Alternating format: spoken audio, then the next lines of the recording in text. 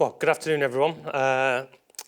Firstly, thanks to the Project 4 team for the invite to speak today, and certainly, well done to all the speakers that have already had their chance today. I've enjoyed listening in. So, final session of the day. I'm going to start with a bit of a cricket analogy, which runs the risk of losing half the room, probably, I'm guessing. So, those of you that follow Test cricket will know that it lasts 5 days long, and at the end of a day's play, when the batting team loses a wicket, they often send in a night watchman for the final session, a bit like this one. And the night watchman's job is to try and survive. So it's very risk averse, very cautious, very defensive, very protecting of their partner. And it's just a case of getting through the session and getting through the day. So I'm hoping this isn't going to be like that. Actually, in my time with England, one of the things we did playfully was we rebranded the night watchman into a night hawk. And we actually said, well, how about we do the opposite? We go out at the very end, we play some shots, we attack, get really aggressive and take a bit of positive momentum into the next day. So I'm going to try and channel a bit of my night hawk as opposed to my night watchman. And I'm going to give you a bit of escapism. We'll talk a little bit about sport and cricket. Most of my experiences have been involved in elite cricket. Less so football, so I'll try and avoid the football questions today. I know there'll be some Derby fans in the room. But look, a little bit about me to begin with in terms of my own bio. I've spent 14 years in elite sport, 12 of those years working for England, so for the national team. The last 2 years working, as described, in franchise cricket, predominantly in the IPL, for Royal Challengers Bangalore, RCB as they're known, a really fanatical fan base, and a great team to be associated with. Huge history and heritage, but lacking a bit of silverware. So it's been quite nice to try and bring them closer to those aims in the last 2 years. Prior to my time in cricket, I spent 7 years as a teacher, actually. So bit of a mix in terms of some of my experiences. And I guess over the course of the session today, I'll try and lean on lots of the things that I'm curious about. I'm curious about teaching and learning, curious about coaching, which I know has been a topic that's discussed earlier today. Certainly curious about talent development and talent identification, data and analytics, although I'm guessing there's plenty of people in the room that have got me covered on that. But data and analytics, very curious about leadership and management, and also particularly curious around performance strategy and culture. And I mentioned those two things together because I think they go hand in hand. My current role probably only takes up kind of 7 or 8 months of my year, or my main role currently takes 7 or 8 months of my year. So I've actually got a couple of other roles I do as well, because I'm trying to avoid housework at all costs. So look, that's a bit about me. And then look, for today's session, what I've tried to do actually is really tie into the theme or I guess the content that was framed at the start of the day. So Project 4's kind of 5-step framework for achieving that flow state or flow. I've tried to deliver my messaging and my content within that framework. So hopefully that's not too engineered a fit and that works out and is easy enough for you guys to follow, I guess. And then with the Nighthawk in mind, full permission for anyone in the room to ask any questions at any stage. Feel free to interrupt me or heckle me, no problem whatsoever. I'll try and take some questions at the end as well if we get to the right timing. So look, when I first heard of the actual title for the session, this is actually where my mind went. I thought quite a lot around this concept of flow and flow motion. And many athletes, many sports teams talk about being in the zone. And actually this definition is quite apt in many ways when you think about a player or a team in flow state or in the zone. I'll give people a chance to have a bit of a read of that, but then I'll start by emphasising some words that stand out to me. So words like absorption and energised focus, they resonate really strongly for me. Reminds me a lot about Dave's session first up today, where he talked about engagement. And I think we all do our best work, either professional work or even socially, when we're fully engaged. And I think Dave made that point really strongly earlier. It's also becoming a lot rarer because we're so distracted by technology, distracted by devices. Like you only have to look at your phone and count the number of notifications you get in a day. It's just prodding you constantly and stopping you from engaging in stuff.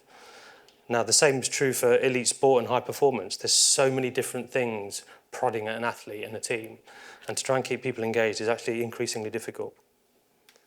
Other words that stand out. So time disappears and a sense of deep enjoyment. That reminds me of mindfulness. We all know the importance of psychological health at the minute. And actually, if you can achieve real deep enjoyment where time disappears, that's quite a nice position to be in. Why can't our work feel like that? Or why shouldn't it feel like that? Balancing skills versus the task or the challenge at hand, really important. That in itself has huge implications for all leaders and managers.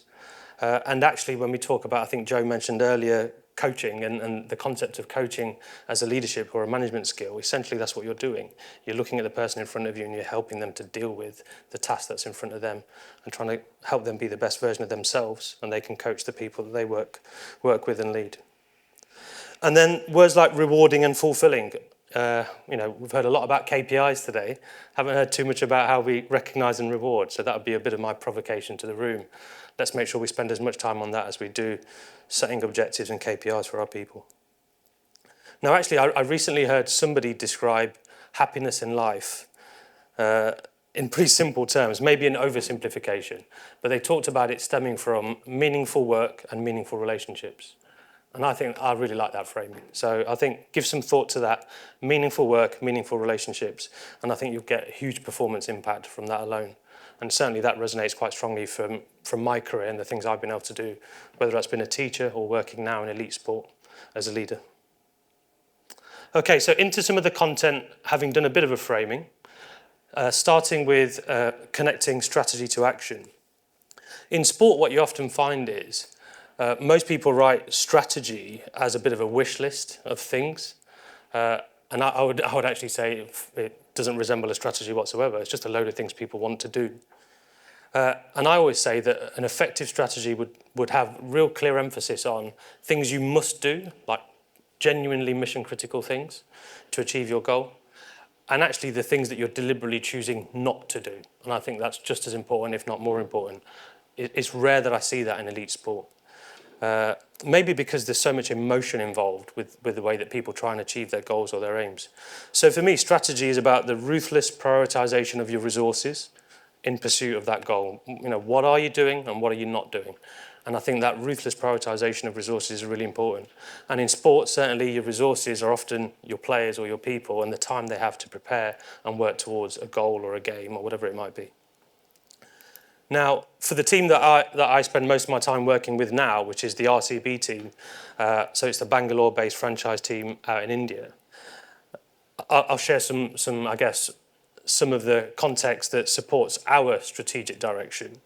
We have a pretty clear and authentic purpose. We want to be the best performing, most trusted, most respected T20 franchise team. And our vision is to keep inspiring our fans. So inspiration is a core part of what we're about. They're our customers, and we've got to inspire them. And we've got a fantastic fan base. They're very fanatical, as I mentioned earlier. They've been incredibly loyal to a franchise that hasn't done probably as much winning as it should.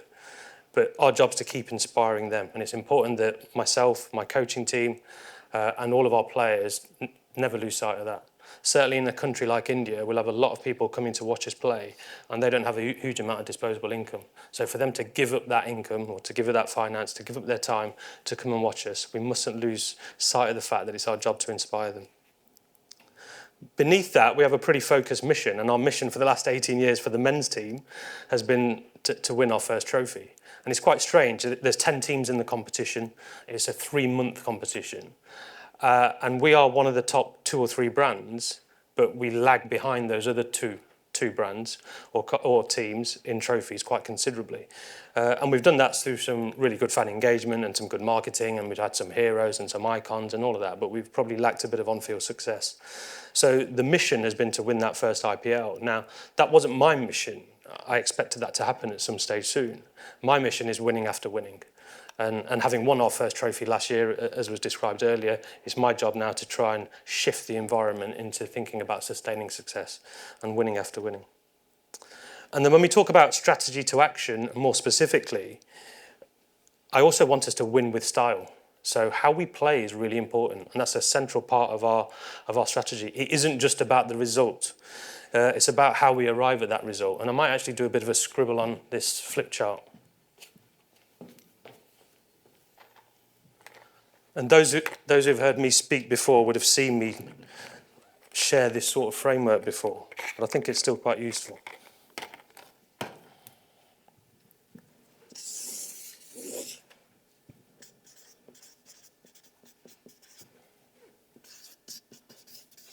So think of a simple graph, results on one side and style, for want of a better phrase, down there. If we split this into a quadrant, it's quite clear that no team wants to be down here, where you're not gaining the results that you expect to gain. And there isn't a huge amount of style on display either. I won't talk about too many teams that might assemble in that zone of the graph. We'll focus on the others. Now, most teams would probably, or most people would probably recognise and remember teams that might have occupied the space up here. So we can probably think, if I do some abbreviations, the New Zealand All Blacks, I think in modern history, the most winningest team, if that's a phrase. And they play a pretty distinguishable style of rugby up there. You might have said Brazil football in a not so long ago era would certainly have been up there. If I relate to cricket, maybe Owen Morgan's 2019 England Cricket World Cup team, probably up there. I'm an Arsenal fan actually for my sins, so I'll probably say Arsenal Invincibles up there as well. So you can think of a number of teams that have delivered significant results and done it in a very demonstrable and noticeable style. Now, I want my teams to try and occupy this space here. That's what I'm chasing. So winning with style is really important. And the reason why I believe that's important is, like, obviously you could just try and get results and you could ignore style. That wouldn't matter too much. You can probably think of people who have run teams or teams that have been up there. I don't want to offend anyone in the room here, but we might say German football. Achieved fantastic results, but not known for its style, I'd say. Very attritional, but fantastic results. Probably any Jose Mourinho team. I'm a big fan of Jose, actually, but, you know, great results, can't argue with his track record, but probably not known for style. Probably put Guardiola up here, potentially Man City.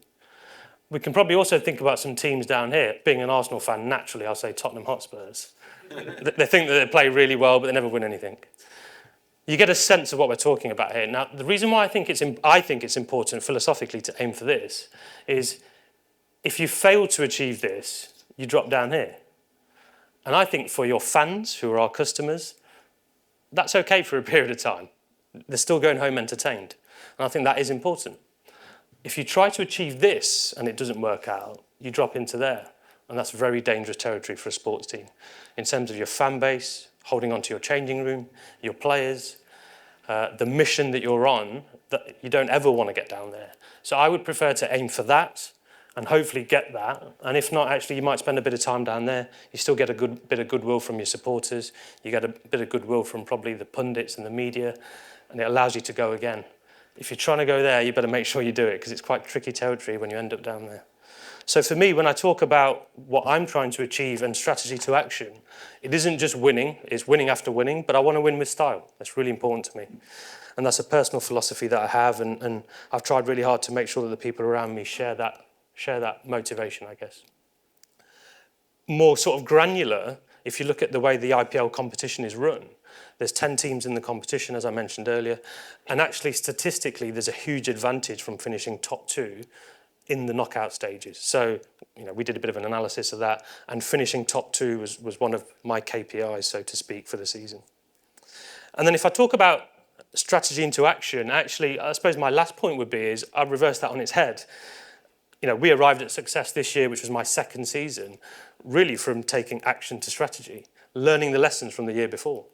So my first season, in quite an unusual season in that it was genuinely a season of two halves.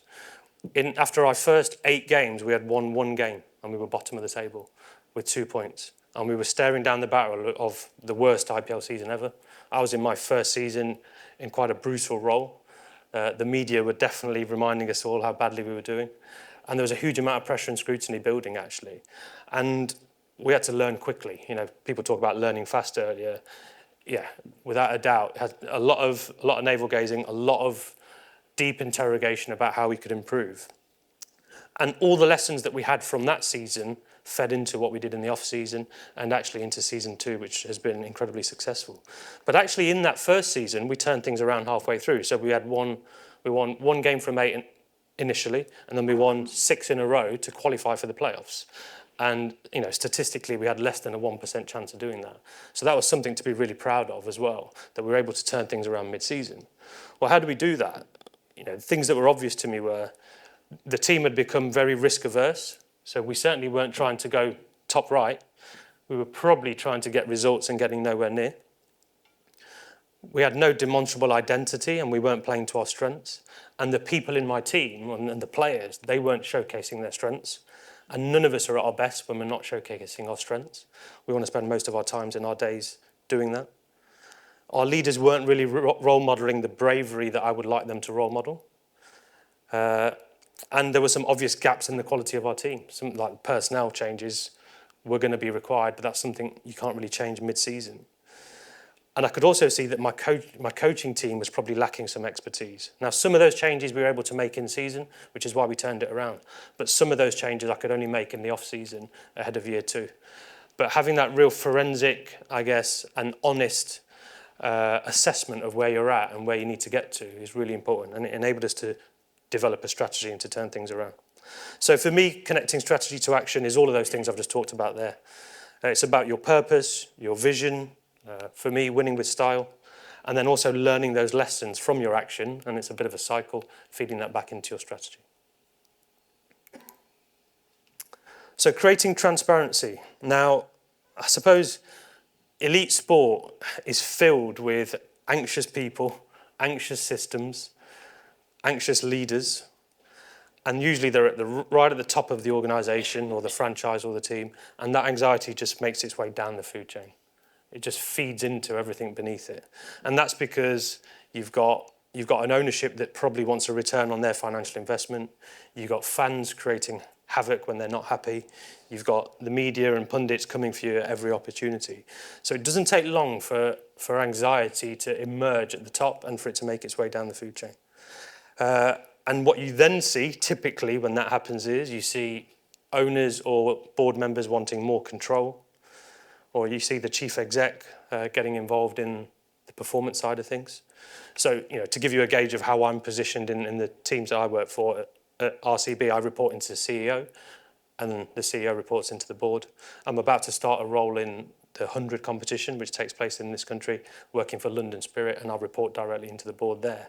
So I'm used to dealing with CEOs and boards, but typically, they pass their performance anxiety down to me. And it's my job to do something with that. I have to be a circuit breaker. Because if I pass that anxiety down into my head coach and into the changing room, performance suffers. So I have to be the person that can absorb that. So you have to think about your own emotional energy and your own ability to get support from the people around you, because that isn't what's required. So governance is really important, hugely important. It's got to be clear and disciplined governance. So, the people above me need to know where they help me and where they don't help me and where they can't get involved and where they need to trust me. Now, when I talk about things like governance and leadership, there's a couple of things that come to mind. Number one is authority. Actually, the thing that's most important is authority. So we've probably all got our versions of our organisational charts that we have. And you've got a bit of a hierarchy where you might have your board, your CEO, your leadership team or your exec team, your heads of or director level, whatever. That only tells half the story. We all know that. Whenever I do any consulting with any business, one of the questions I ask is, can I see your organisational chart? And then can you tell me how that looks relative to authority and influence? Because they aren't the same thing. And I think it's really important to pay attention to that and to understand that. Because authority sits in different places. And actually, essentially, you'll find there's a shadow structure. So I'm always trying to work out in any team that I go into or anywhere that I consult, what's the shadow structure? What's actually going on here? Where are the pressure points? Who's influencing who? Where's the authority? And I need to know that when I'm working in my teams, that I've got authority for the things I should have authority for. And my team need to know and trust that. Because if they don't, there's a problem. Second thing that really comes to mind in addition to authority is alignment. and you've got to have leadership alignment. It's absolutely crucial. And just to be clear, what I mean there is, that doesn't mean a load of people thinking the same thing and behaving in the same way. Far from it, actually. So not alignment in style or perspective, because you want some diversity and difference there.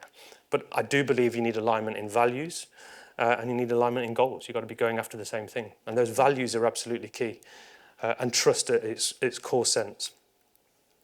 Now, if I think about my experience at RCB, some of the most critical decisions we make are actually our player recruitment decisions. And when we think about where and how decisions are made, in the IPL, it couldn't be more transparent because you recruit your players at an auction on TV in front of everybody. So there's no hiding from your decision making. So I'll sit at an auction, imagine tables of teams a bit like this, someone running an auction, fans, 1.5 billion people in India, most of them probably watching the auction, or at least the first day of it. And you've got to make decisions about your team and your recruitment in front of all of those people. And you've obviously done a lot of prep, you've analysed your data, you've got a good sense of how you want to play your cricket, or at least we would have. And you've got to spend some money, you've got to make some investments. And you're spending millions of pounds worth of money on your team. And that's a good image of me and some of my team on auction day, having just signed a player for 6 crore, about £500,000. So spending a huge amount of money on players, and that's not easy to do, but there's no hiding place. So you've got to have prepared well, you've got to get that authority right, you've got to know that you've got alignment, and you've got to be able to execute those decisions under pressure. And I remember the auction, we had a big auction before this last IPL, and it's a 2-day event. And on day one, money was flying out of the traps in the first session. Often because, when you've got owners who are quite used to getting what they want, sat at an auction with a paddle in their hand where they can bid, egos understandably take over, and everyone was overpaying for their talent. And we managed to hold our nerve, stick to strategy, didn't overpay, but that created a lot of anxiety.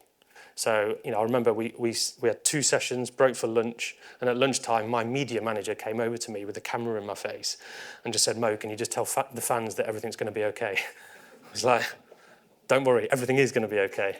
Now, deep down, I was a bit nervous because I'm thinking, right, everyone's overspending. We haven't done a lot of bit of shopping yet. We've got a squad to fill. There's a lot of top talent going for more than we're expecting, but you had to trust all the work that you've done in your strategy, your thinking, your planning, had to trust in the authority that I'd been given. And then actually, by the end of the auction, and on day 2, we cleaned up and got every player we wanted pretty much. We landed at a really good squad. But it took a lot of conviction, actually. But that's a good example of every player I recruited knew why they were picked. They saw the strategy that we went with. It was transparent. It was on TV. There was no hiding place.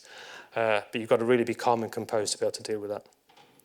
Now, when it comes to the sorts of decisions we have to make, like it could be decisions like that about recruitment. It could be tactics for how we play. It could be coaching personnel that I want to hire. Whatever it is, you've got to be really clear on why you're making decisions and I guess on your decision-making processes. So who are information providers in your setup? Who are the decision makers that have the authority for that? Do you have an evidence base for your decisions? I think Luan used a really cool phrase where he talked about if there's no, I think he said there's no data in meetings, that means there's decisions without insight, I think was the phrase, which I quite liked. So same applies to selection meetings. But to do all of that, and my lesson from this auction is, all of that planning is fine, but you need the cognitive and emotional bandwidth to do it under pressure. So again, I'm sure there's plenty of leaders in the room.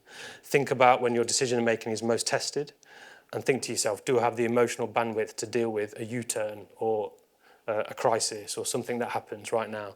Because decision making as a leader is where you earn your coin.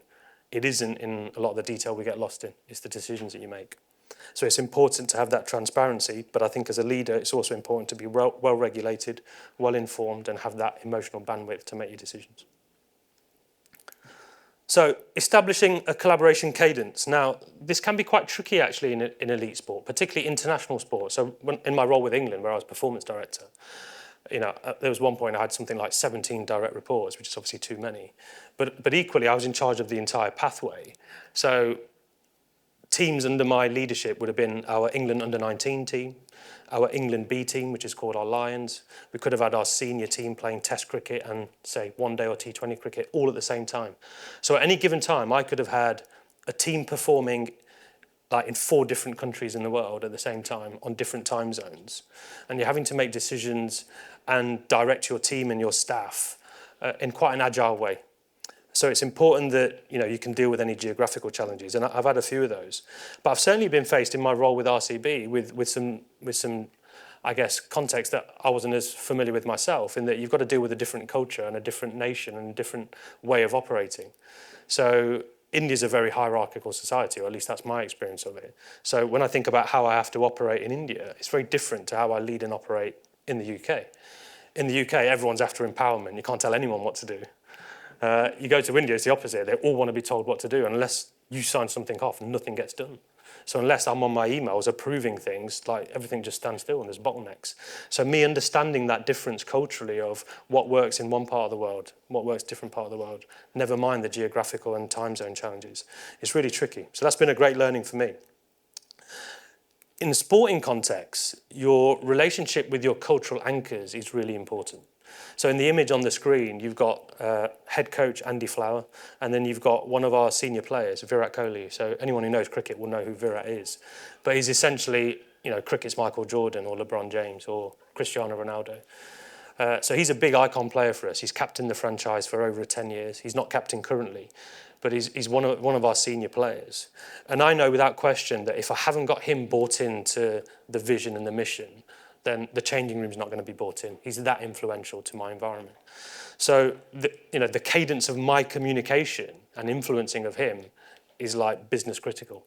So I've got to make sure that I'm talking to him at the right time. I'm involving him in decisions where I need him to be involved. I'm also not giving him too much authority on decisions I don't want him to get involved in, because that's hard to undo. So it's a real delicate balance. But managing him is one of the things that, it's one of the most important jobs I've got to do, because he has loads to offer and you've got to channel that appropriately. So relationship with your senior players, who are your cultural anchors, is critically important.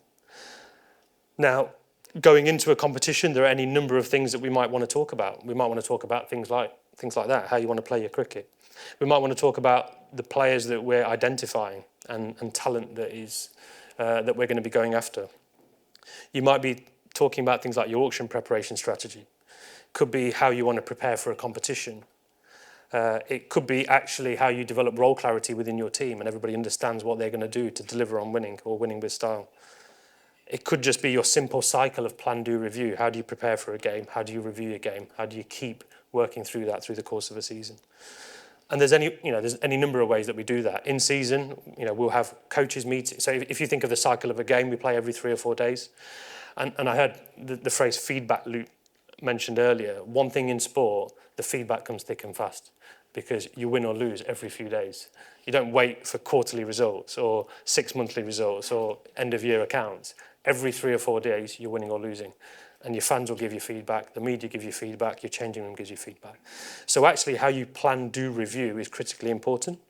So at the end of any game, we'd do a pretty thorough coaches review, supported by whatever analytics that we think is important. Coaches then move into planning for the next game. You do venue analysis, you do opposition analysis. You think of that at individual player level, and you also think of it at team level. You try and simplify whatever comes out of your review and planning meetings, because what you can't do in the eye of the storm, when your players are under real pressure, you can't just overload their brains with stuff. So whatever you do share with them, it's got to be really precise, it's got to be well thought through, it's got to be concise. So simplification is important. So leaning on themes is quite an important thing to do. Engaging your captain, your vice captain, and your senior player is something that you're always doing every day. You then try and bring your group together as a player group, and you deal with group themes, group discussions, and then you want to make sure that you have a chance to rehearse those things at practice before you get into your game. That's like a cycle you go through every 3 or 4 days, non-stop, and you're trying to keep all the noise out and keep the focus on those things. So cadence is really important, as I mentioned, outside of competition and also in competition. But it's really important, as I said, above anything else, that you arm your players and your coaching staff with real clarity, real sense of purpose, with enough detail that they feel like they're well prepared, but not too much detail that they don't feel constrained by that and they can still go and express themselves. Can they adapt? Can they follow plans? Those two things often don't go hand in hand, but they need to. But ultimately, can they perform and express their strengths under pressure? Because we've recruited them because they're good at something. Let their strengths come out. It's really important. Okay, enabling people to win together. Now, I guess the first thing that I'd focus on here is you're only going to do any winning if you've got good people. So I always start with talent and people. And it's hugely important. And you need some good human beings, and you need some capable human beings, and you need some strong characters if you're going to do well in elite sport. Now, actually, I feel quite strongly that before you win together, you need to know that you can tolerate losing together. Because I think that's really important in sport, that you're going to lose probably just as much as you win or not far off. You know, some of the most successful teams in the world might operate at 65% win percentage. That's, when you think about 65%, that's still a lot of losing. I mentioned the All Blacks earlier. They probably hover around 70 to 75%. Maybe they've got to 80% in certain phases or eras. But that's still quite a lot of losing. So that context is key to understand, that you're going to lose a lot, and how do you lose as a team, and what does that look like? And me personally, I might be slightly unusual in that we can win a game and not play the way I think we should play because we haven't expressed our strengths or we haven't been brave enough. And I can be quite dissatisfied with that, despite the fact that you might have picked up 2 points. But the opposite can also be true. We could lose a game and we've been brave. We've taken the opportunities to take on the opposition and expose their weaknesses. Our players have tried to showcase their strengths. And if we've lost, I think that's okay sometimes. So for me, bringing that to life is often how I respond to defeat or failure. And then how I do that as the leader will dictate how my coaches do that, and then how my players do that, because it just spreads, as I said earlier. So it's really important how you judge yourself. And one of the things I talk about quite a bit is, I've got a pen there. I think I've managed to lose a pen. That's a good effort. I talk about like, how do you want your errors to take place? So if you think of continuum, if I put high risk taking up here and low risk taking down here. So if we take high risk taking to an extreme, let's think even recklessness over here. So, we're beyond any realm of appropriate decision making. And then the opposite true here, like almost paralysis, fear of failure down this end. So we don't really want to operate on either of those two ends. But if we think about trying to deliver what I would call the perfect performance, that's that P in the middle there. Somewhere in this middle phase is probably where we're viewing perfect performance. But the reality is you don't achieve that very often. So in our last season where we won the trophy, we played 15 games. We won 11 out of our 15 games, so we only lost 4 games. How many times did we deliver what I felt was like perfect performance? Maybe 2 or 3 times. So it's not that often. So errors are going to take place. And that's one of the things you have to normalize in your group, actually. Like, we're going to make mistakes. That's the whole point of us trying to push boundaries and be brave. But the distinction that I make is, on what side of the line of perfect performance do I want my mistakes to take place? And I think that's an important distinction. And I make it abundantly clear to everybody that I want my errors to fall on this side of the line. I would rather we made mistakes trying to be a bit too brave and trying to push the game on, maybe got a little bit carried away. You might see the odd reckless shot. That's okay. Because I think if we're trying to achieve the perfect performance, probably not doing it that often, but our errors fall that side of the line, I think that's a decent place to get to. Because what's going to happen is, as you move through a competition and you get towards knockout stage, the nervousness and the consequences of losing a semi-final or a final, people are going to naturally move that way anyway. So if you start with your errors here, and then you get to a final, you're going to be over here, and then you're paralysed by fear. So for me, it's important to operate on this half of the continuum, where you make your errors, and then actually if you end up somewhere down here, by the time you get to the business end of the comp, you've probably done okay. I saw a hand go up here, so I'm happy to... Just a quick question about being on that side of the standard. Do you think that's driven also by the standard set in IPL as well?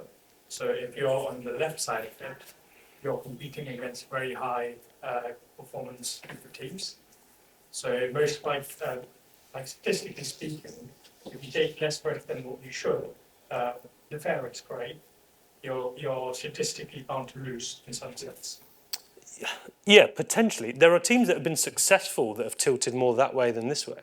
So Chennai, who've won more trophies than anybody, they would probably say they'd rather their errors to be on this side of the line, I would say, if you look at what they've done. The reality is, like, if you're making enough mistakes, you're going to lose. Now, would we rather lose, take batting as an example, would we rather lose having been bowled out in 15 overs than lose because we batted our 20 overs but didn't score enough runs? Like, either can result in defeats. I'm not saying one's good or bad. I have a philosophical preference for us to operate on this end. Win or lose. That forms into style as well, isn't it? People want to see you take risks to win a game rather than take no risks to lose. Absolutely, yeah. Which goes back to your 4 boxer. Absolutely right. So for me, this is a grounding that underpins winning with style. And all of us who go to watch, I don't know, a performance, whether it's the theatre or whether it's to watch live sport, like, live sport should be gladiatorial, in my opinion. You should watch it and go, right, I've seen a duel take place. I've seen 2 people or 2 teams be brave. And actually a hero emerges from that, and I'm going to tell some stories about that later or tomorrow when I get to work. That's the essence of sport. That's what I want to see from my teams. So I want us to be brave. I want us to push boundaries. I want us to get into a gladiatorial battle. And I want our fans to go away feeling like the team was brave today and they've got stories to tell for the next few days. That'd be great.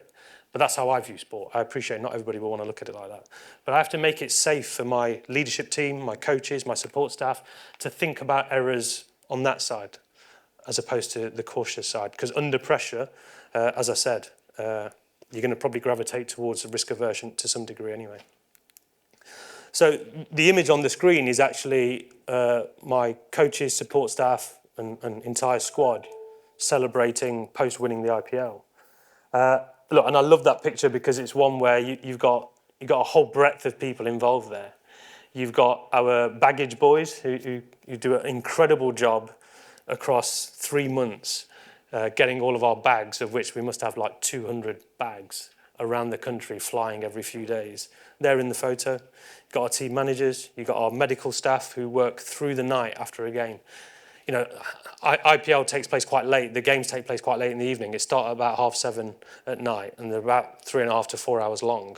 So by the time you finish a game, do your post-match media, wrap up, get back to the hotel, it's like 1 a.m. You're full of adrenaline. There's no way you're going to get any sleep. Like, you're up all night, and some of our support staff are working through the night, treating players, doing rehab, doing recovery work. It's incredible. But to see them enjoying in that moment is great.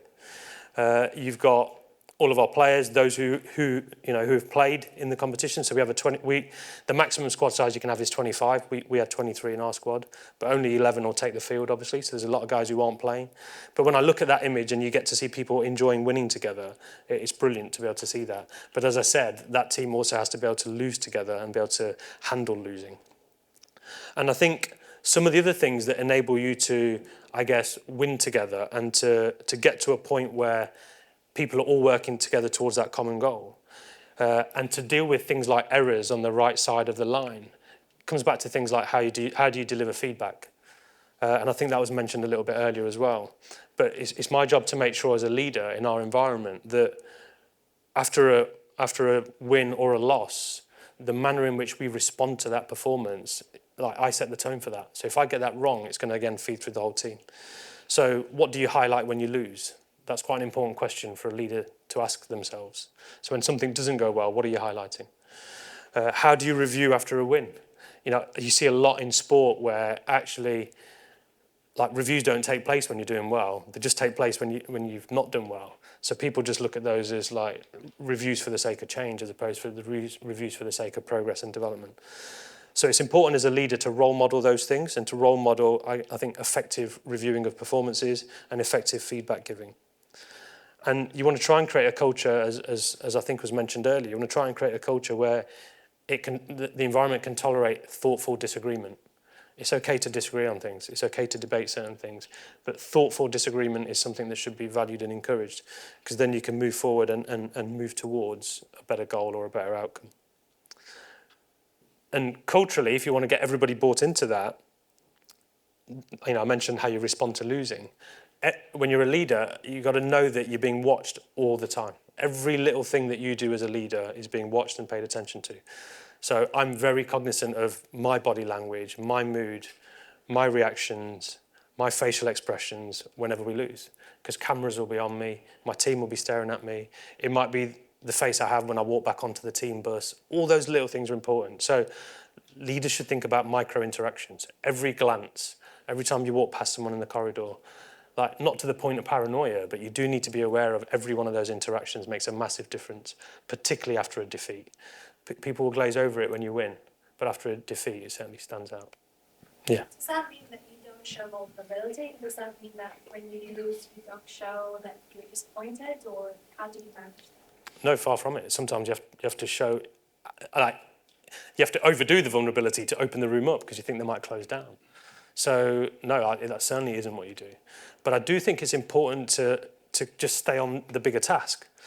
So if we've lost a game, and if I think there have been moments in that game where players have stuck to what we're trying to do, like exert their strengths to put the opposition under pressure, to try and take the game on, to make their errors on that side of the line, I make sure that we highlight those things, not just the people that scored lots of runs or took lots of wickets. You can't just look at the outcome. So I think Joe mentioned it and Dave reinforced it earlier.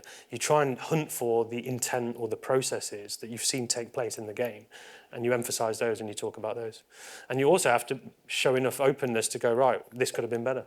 And sometimes as a leader, you have to like show the vulnerability to go, we could have prepared the team better, and that way it takes a bit of pressure off the players.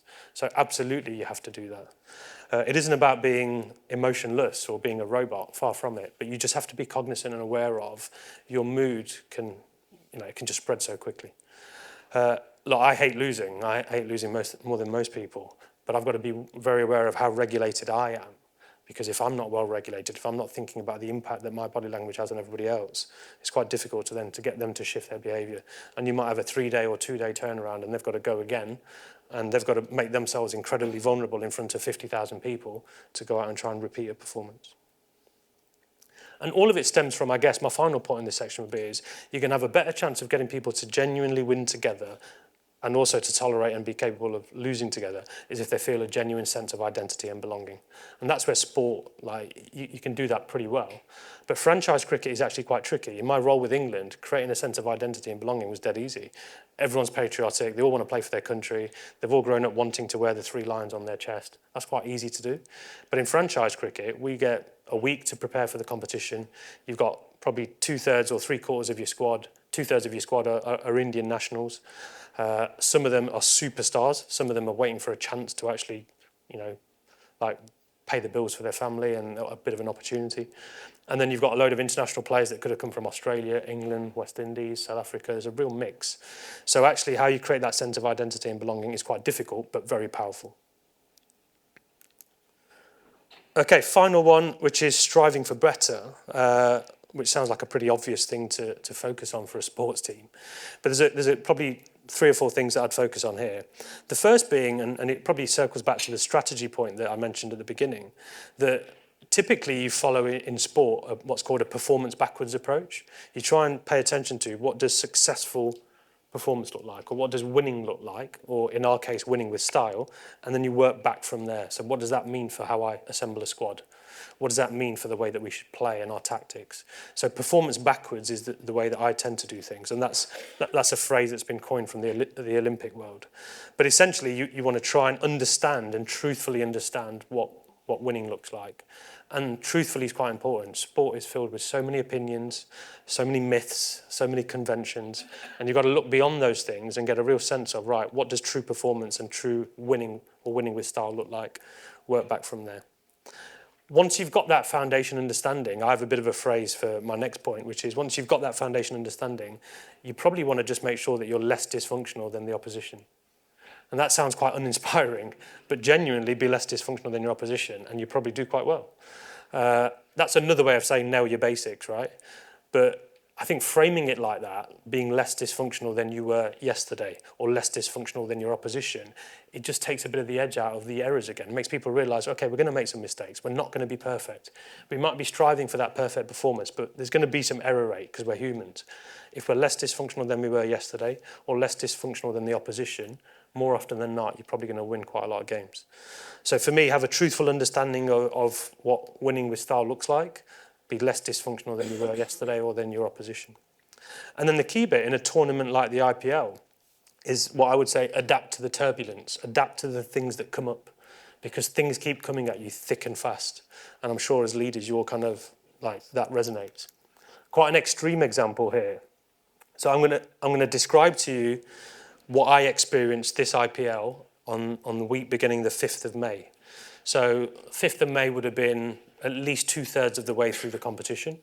I think we were probably second in the league at that stage, so looking like we were going to qualify for the playoffs. And I've listed a few things here that happened that week. So one of my overseas all-rounders, his wife, who was with us at the time in Bangalore, got really ill, and he asked for permission to take her home. He's an English player. He asked for the permission to travel home with her, drop her off at home, and fly back again, which was going to rule him out of at least one game, maybe two. But also there was going to be a real sort of emotional, cognitive, and physical load on him doing a travel halfway around the world to then come back again. So that happened.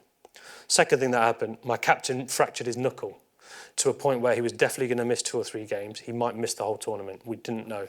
And we had just transitioned to a new captain, and he was doing a really good job, and that was going to be a massive destabiliser. I hadn't even thought about a vice captain. So captain fractured his knuckle. My number 3 batsman tore his hamstring, ruled out of the competition. One of my senior players, and a bit of a global superstar, randomly received an email death threat. And we had to try and keep that out of the media because that would have kicked off and it would have been a lot of noise and it would have been difficult for his family. My overseas fast bowler, who's probably one of the top 2 or 3 bowlers in the world, got a shoulder niggle and started to think about what he had after the IPL because he was due to play in the World Test Championship. He's an Australian. So he was going to miss 1 or 2 games and potentially get called back from his national team. My opening batsman, an Englishman, got incredibly ill and was bedbound. And he actually ended up missing 3 or 4 games. But that happened that week. So all of those things happened. And none of those things are the worst thing that happened that week. On the 8th of May, so 3 days into that week, India and Pakistan decided to go to war. So that was good timing for me. Now, I'm going to try and avoid anything too contentious with that, but that was incredibly difficult for, obviously, the nation. It was a difficult time for the country as a whole. I had to pay attention to how my team, in terms of my support staff and my players, were feeling. Some of them had family in areas where they were at war. So you have to really be aware of what they're experiencing as individuals. But the competition got postponed, and we're second in the group, playing quite well, probably physically in need of a rest, but like emotionally flying with loads of momentum. And at that point, a lot of the overseas players are saying, well, I want to go home and be with my family. We don't know when this competition is going to start. Call us back. So you're managing that chaos at that period of time. Now, the competition got postponed for a week. I allowed all my overseas players to fly home on the proviso that if things were safe and we were good to go again, they would come back. But you had to manage that sensitively with a high degree of emotional intelligence. You had to make sure they were well informed. You had to be on operational detail with all the security stuff that was going on. And then you had to have a logistics team that could turn around, sending 10 to 12 people home, getting them all back again, and then getting on with the games. And then actually when we did resume a week later, all of our venues got changed, a load more disruption happened. But essentially, like, you can do all the best planning in the world, you can try your best to deliver winning with style and get the right people on board. If you haven't got the emotional and cognitive bandwidth to deal with that level of disruption, you're probably not going to be successful. So I go back to everybody in the room as leaders, like, can you cope with that sort of week? I didn't think I'd be able to cope with that. In hindsight, thankfully we did. But if someone would have said that to me at the time, I wouldn't have been looking forward to that, that's for sure. So that's a good example of how, things can disrupt you. And then finally, I suppose the challenge that I'm dealing with now, when we talk about striving for better, as I mentioned right at the start of this, we managed to win that trophy, and for the first time. In my second season, we managed to win that trophy, which was a special occasion for us and a special achievement. But I've had to already say to everybody that you can't pat yourself on the back for too long. Just like you can't be down for too long. Like, sport is quite unforgiving. You get forgotten quite quickly. So whilst it was unique for the franchise, it's not unique by IPL standards. There's other teams that have won the IPL as well. So my challenge now is to try and get everybody inspired and motivated and connected to winning after winning, which is a really enjoyable challenge because you're building from success. So I'm gonna stop there with my delivery. I've got no concept of how we're done with time. Hopefully that's about right. Happy to take some questions. I know we've had a few during. Happy to take some questions. Now, most of my examples there that I've focused on have been my RCB role, but I'm happy to take questions from any of the work I did with England for many years, or even the other consultancy I do across sport. And nothing's off limits, so yeah, almost nothing's off limits. Feel free to ask about anything. Thank you. Thanks.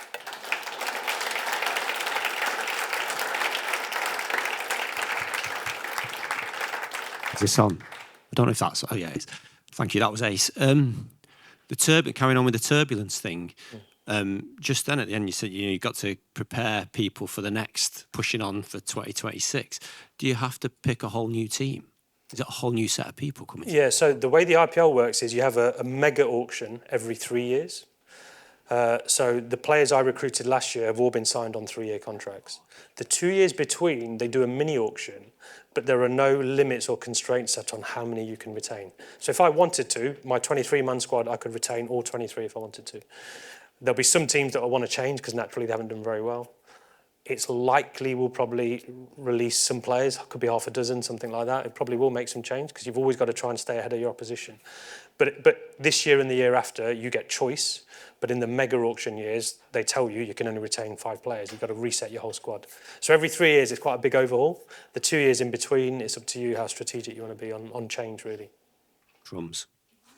Thank you.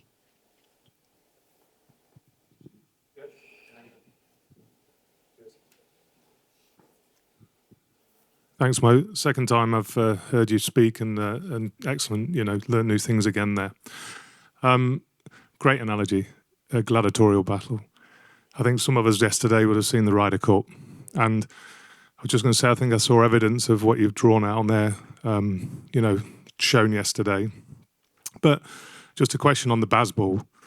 I know not everybody have heard of Bazball, but is that what they built the foundations of the England team on? Yeah, look, without a doubt. I've plagiarised this. This isn't my content. Actually, the person that I saw share that with me was Dave Brailsford, who you'll probably all know who's led British cycling. So when Rob Key started as managing director with England Cricket, he and I worked quite closely together as a partnership. The England cricket team had won 1 test match out of 17, so we'd had a pretty tough period of time. And we just wanted to change mindsets is what we wanted to do. Like, we didn't even talk about winning games of cricket because we were totally down. We were totally down here. Fear of failure, trying not to lose. We were doing reviews on how we could leave the ball better so you don't get out. It's like, seriously. So we were totally risk averse. So we wanted to try and move towards something that was going to be a bit more inspiring. You're going to try and play a certain style of cricket and win with style. And Brendan McCullum wouldn't talk in frameworks. It's not his style, but he certainly spoke to this. And a combination of hearing Dave Brailsford talk about the importance of this when they tried to win the Tour de France, and then hearing Brendan talk about his vision for the team, it sat quite nicely in there. So yeah, without a doubt, if England can go to Australia this winter and win the Ashes here, I'll be able to stick them in this box up here, which would be great. But we didn't want to try and do that. Not that that's wrong or whatever, but we wanted to try and occupy that space up here. And you're right, the Ryder Cup over the weekend, for those that watched it, fascinating viewing. Even if you look at how incredible the Americans were yesterday, actually, I don't want to give them too much credit, but they've ended up down here, but for a day they were up here, right? So their fans will go away thinking, you know what, I can respect what they did on day 3. They probably wouldn't have respected what they saw on the other 2 days. So I just think there's so much goodwill that you gain when you try and do something extraordinary. And I just think life should be like that, shouldn't it? Should be trying to do extraordinary things. Thanks.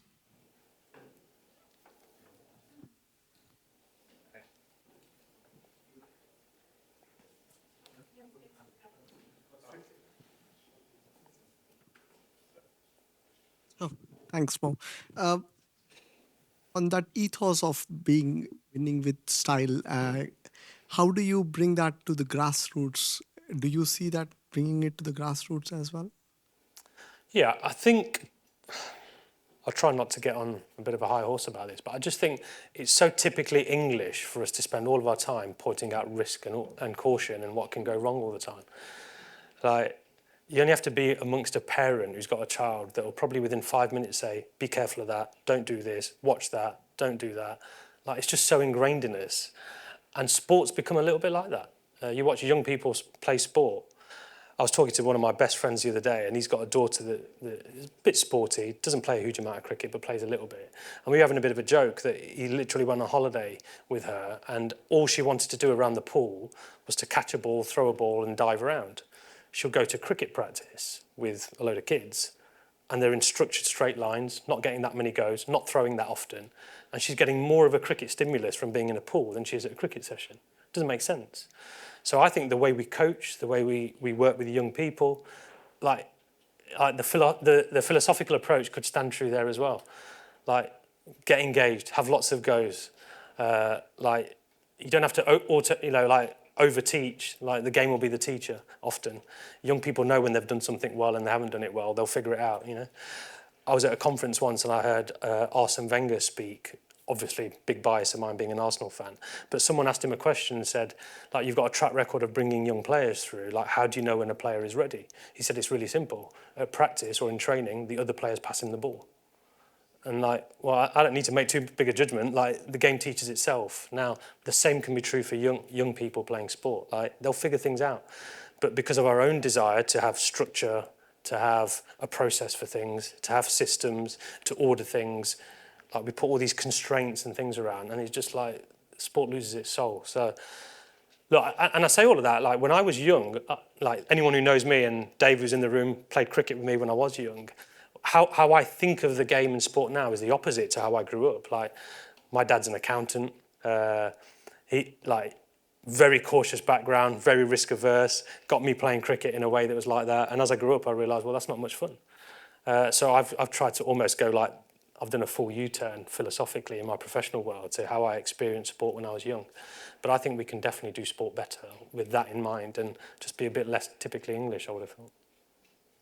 Thank you.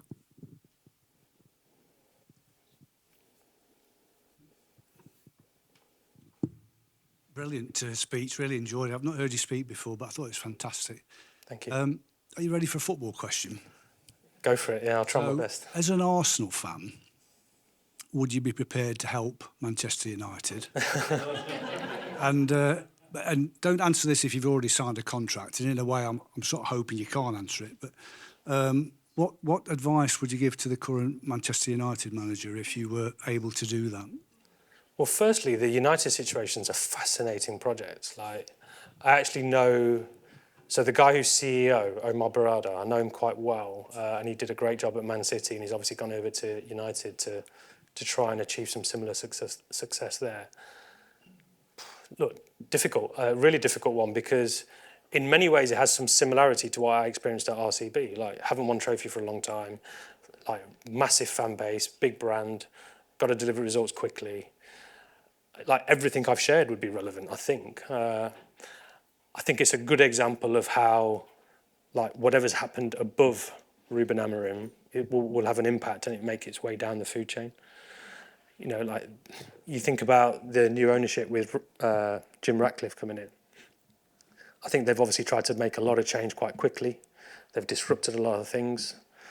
I think the only people that have probably won so far are the Glazers, because nobody's criticising the Glazers anymore, so they're all right. I just think at the top of the organisation, they need to be clear on what they're trying to achieve and how they're trying to do it. And they just need to get back to basics. Like, it's the classic case in point of they need to start minimising dysfunction. There's so much dysfunction that seems evident even as an observer, whether it's at ownership level, exec level, player recruitment level. I think you've just got to start with minimising dysfunction, start getting an inspiring vision, get some people aligned, start nailing your basics, recruit well off the field and on the field. You're not going to win anything if you've got a load of duds on the field. You've got to recruit well, and they're spending enough money to have top talent. And slowly you've got to build. But the bigger challenge, I think, with United would be, like, your messaging publicly. Like, what are you getting people to buy into? Because you're going to need some patience probably to turn that around. So what's your soundbite? What are you saying to the fans and the followership? So, like, I haven't got any obvious answers. It'd be a fascinating project to engage in, for sure, because they are, like, that is currently the story in English football. It almost doesn't matter who wins the league this year. The story will be how bad are United. So that'll be really cool, I think. Well, they're mid-reset. That's the irony, isn't it? So they've tried to do a reset. They just need to do it better, I think. Hi, Mo. Hi, I Joe. have a question. Thank you so much. You shared a photograph of your fantastic team and gave them so much credit, which I'm sure is well deserved. But I'm really interested in how you get up every day with so many things on your mind, clearly. You talk so calmly and eloquently, but I'm sure there are days when you just don't know where your head's at. How do you, as a leader of such amazing people, get up every day and decide how you're going to focus and how you're going to show up? Well, thank you for your praise and your kind words initially. I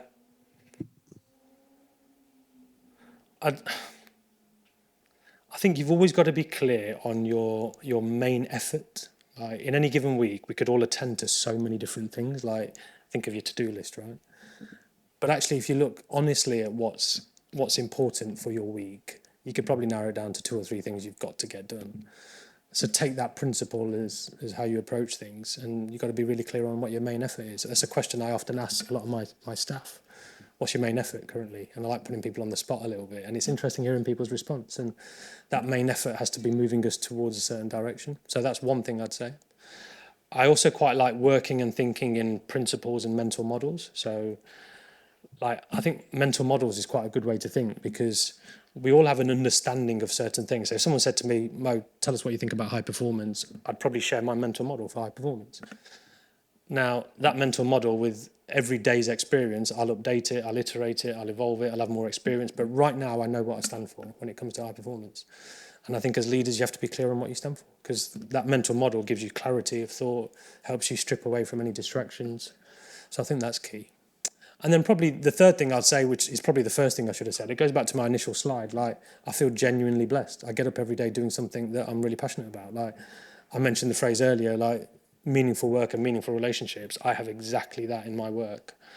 And, like, it's not an effort for me to get up and get excited about my work. Like, if anything, I struggle to sleep because I'm so excited about my work. So actually, forcing myself to switch off and getting mindful about things other than what I spend most of my time thinking about is healthy, and I need to tell myself to do that.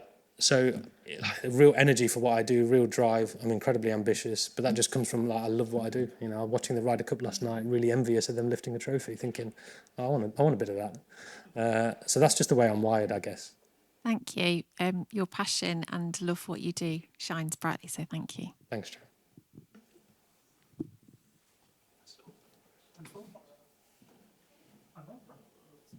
Should we be kind to one more for Mo? One more question? Go on. One more.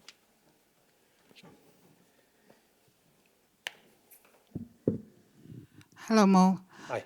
In the beginning, when you started the talk, you talked about KPIs and rewards. Can you just share typical KPI and what the reward for that would be in your, What do you mean by a word? Sorry? like reward, what kind of reward system? Reward. Reward, that's what I mean, yes. So KPI and reward, the, reward that you will use, typical one, because I'm trying to picture it.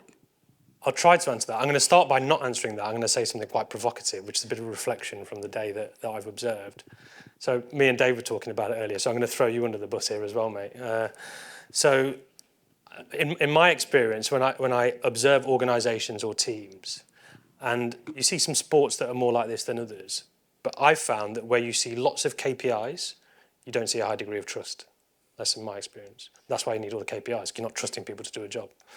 Where you see loads of action plan type level work, you don't see a lot of empowerment. So the first thing I'd say, listening to what I've listened to today, is it might be a heavy tilt or bias in the room because of the industries you guys work in and the types of ways that you guys approach problem solving. But my provocation to you would be is push yourself towards the other extreme and go, if I trust a little bit more, I might need fewer KPIs. Because a KPI, by definition, should be a key performance indicator. Like, how many of those KPIs are that key? Or they're just things that you know that someone's doing their job. So that's my first provocation, that I don't really do that many KPIs, and I don't really think about my sport like that, because I don't want it to feel like that for people. I want to make sure everyone's lined up towards north, and then give people, trust people enough to get on with things. Like, the only KPI I had going into last season, I think I mentioned it earlier, was like 7 out of the so in the IPL there's 10 teams. The top 4 qualify for essentially the semi-finals, but 7 out of the last 7 winners have finished top 2. So like that is statistically significant. So for me, our target, when we got to midway through the season where we were looking competitive, the messaging I then started to infiltrate into our changing room was, we're not trying to qualify, we're trying to finish top 2. Because top 2 was statistically significant. Now, the reason for that is, one, you get an easier route to the final because of the way they structure the semi-finals. But also, if you finish top 2, you're going in with a much deeper level of confidence. So when I go back to that risk and error profile, we're less likely, in my opinion, if we finish top 2, we're less likely under pressure to gravitate that way because the confidence is deeper, it's more held. So for me, I wanted us to really hunt for finishing top 2 because it meant that when we get to the real knockout games and it gets tricky, like your semi-final, final, the guys have got just deeper reserves of confidence. So that's an example of how I used a KPI, which is probably the only one I used sort of verbally and overtly with the group. Underneath that, as a coaching team, I mentioned earlier that we review all of our performances. We would have a number of performance KPIs that tell us we're doing the game plan. But you don't always communicate all of that with your players because not all players like to think like that. Some of them like to be a bit more instinctive. So you've got to be quite subtle with how you communicate KPIs to a team. Like let's say this was one of our team meetings and we've got a game tomorrow and we had 20 lads in the room. If you put up a slide with KPIs on it, you lost the whole room. You're probably going to lose tomorrow, is the reality of it. Because everyone will feel like you're stifling me. I want to go out and express myself. And you're asking them to do quite ridiculous human things. Like you're asking... I talked gladiatorial. There's a few times last year where our opening batters, Phil Salt, who's English, Virat Kohli, who's Indian, they're walking out to bat in front of 70, 80, in the final, 110,000 people. The crowd are going crazy. And they're facing a ball that's coming at them at about 90 miles per hour. And they're trying to react to that and hit it in an area which captures tactical planning, instincts, all those sorts of things. They don't need another KPI. They need their minds freeing up and they need to feel like Superman walking out there. So it's like, well, how do you get your staff to feel like Superman or Superwoman? That's how you should be thinking. And I think that's a far more exciting way to lead. If I was in my leadership team, I'd be going, right, okay, we want to make some progress. How do we make all of our direct reports feel like superheroes? That's a much better question than saying, what's the new KPI we're going to set? So that'd be my view. Cool. Thank you so much, Mo. Thanks, everyone.